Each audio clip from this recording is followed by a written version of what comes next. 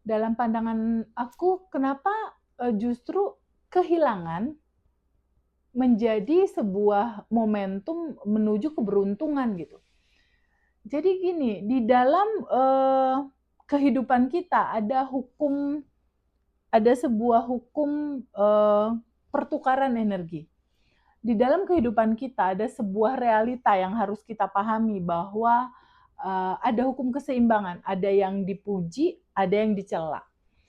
Ada kesuksesan, ada kejatuhan. Nah, momen kejatuhan seseorang, momen sedihnya seseorang, momen mungkin hartanya hilang, uangnya hilang, bisnisnya hilang, segala apa yang nyaman dalam kehidupan dia itu hilang, atau momen penderitaan, kesedihan itu terjadi, justru ini momen kebangkitan itu muncul gitu istilahnya. Itu memang udah siklus natural kehidupan gitu. Di titik kamu sedih, jatuh gitu ya, momen kejatuhan, justru sedih dan jatuhnya kamu inilah sebagai pintu pembuka kesadaran itu masuk. Karena ego ini kadangkala dia harus disadarkan untuk aware gitu. Jadi ketika sebuah ego atau seseorang gitu ya memiliki karir yang bagus, nanjak, nanjak, nanjak, nanjak, nanjak, dia agak sulit ketemu kesadaran. Sampai pada satu sisi si ego yang tadinya ada di sini, dia jatuh oleh sebuah realita, entah itu ditipu, entah itu dibohongin orang dalam kondisi tertentu, dia jatuh gitu. Nah, titik jatuhnya dia inilah, jatuh sedih inilah yang mengantarkan dia kepada perenungan dan kesadaran. Oh gini ya, terus dia baru tuh ngomong, ya Allah tolong aku, atau dia cari pelatihan, atau dia cari sesuatu yang pada akhirnya itu bisa jadi solusi gitu. Nah, jadi memang betul hampir semua orang, termasuk aku, sebuah momen kejatuhan itu membuat ego kita tuh drop gitu ya. Ego kita drop turun. Ego drop turun itu adalah jembatan yang mengantarkan seseorang ini bertemu dengan kesadaran. Nah, kesadaran inilah yang pada akhirnya harus dia pahami bahwa manifestasi terbesarnya seseorang itu bukan uang, bukan materi, bukan mobil, bukan sesuatu yang pada akhirnya membuat eh, terasa terbebani jika ini ada terjadi sesuatu gitu. Manifestasi terbesar dari seseorang itu adalah manifestasi akan kesadaran ini sendiri. Kesadaran akan siapa dirinya, kesadaran akan hukum semesta bekerja pada dirinya seperti apa, dan kesadaran untuk melihat bahwa Allah tuh deket, pertolongan itu deket, segala hal itu deket, sedekat nafas gitu. Jadi kenapa kesedihan itu kadangkala menjadi satu momen jembatan di mana kebangkitan ini mau muncul? Iya, karena udah sebuah hukum keseimbangannya seperti itu. Ada dipuji, ada dicela. Entar kalau dicela banyak, ujung-ujungnya perjalanannya mengantarkan ke level dia berdiri atau berjalan jauh lebih bagus dari sebelumnya. Jauh lebih meloncat gitu.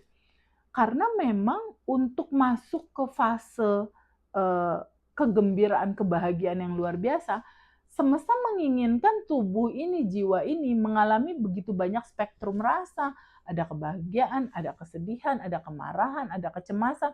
Ini semua harus dirasakan sebagai gambaran pembelajaran jiwa gitu. Jadi kenapa kesedihan ini justru terjadi dan setelah itu mengantarkan momen di mana eh, realita hidup dia itu menjadi jauh lebih loncat gitu. Karena itu tadi, karena si kesedihan ini mengantarkan dia kepada kesadaran. Nah, di titik mengantarkan dia kepada kesadaran, dia akan lebih terbuka karena dia pernah mengalami fase yang nggak enak.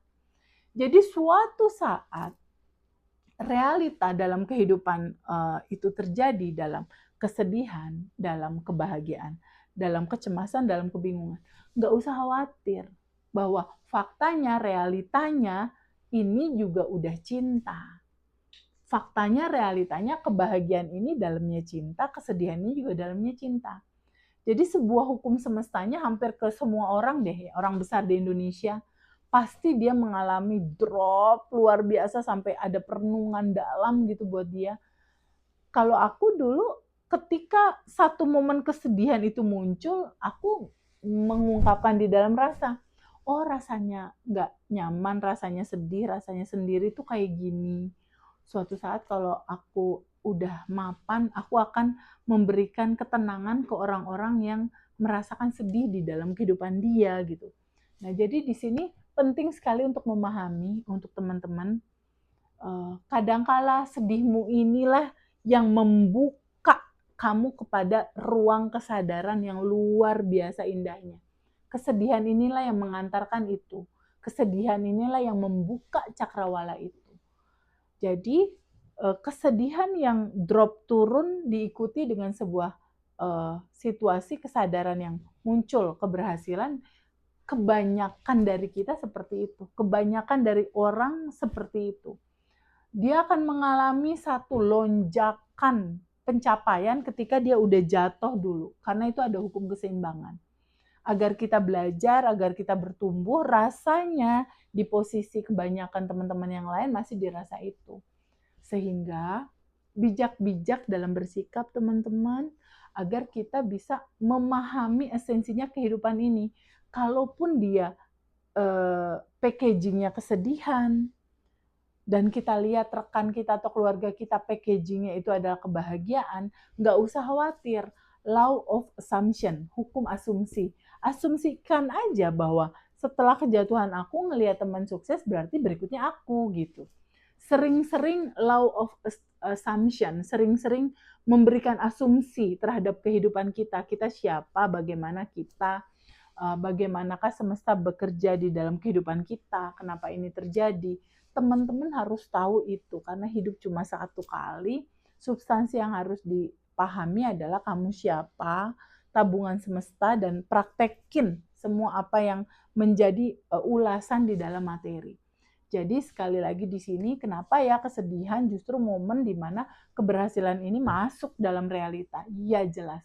Ketika kamu udah rilis, ketika kamu udah pasrah, terbuka, kamu kosong lagi. Dan hukumnya yang kosong ini pasti akan selalu diisi oleh alirannya.